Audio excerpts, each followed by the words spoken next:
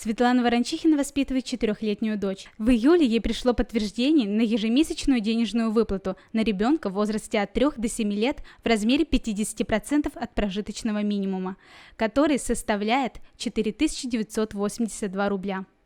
Пособие назначили на 1 год. Первую выплату семья получит в ближайшее время. Для меня они многое значат, потому что в саду получаю я немного, они играют важную роль. В рамках реализации нацпроекта «Демография» 20 марта 2020 года вышел указ о ежемесячных выплатах. В Удмуртии прием заявок начался в мае. Право на предоставление выплаты имеют семьи со среднедушевым доходом, не превышающим одного прожиточного минимума на душу населения.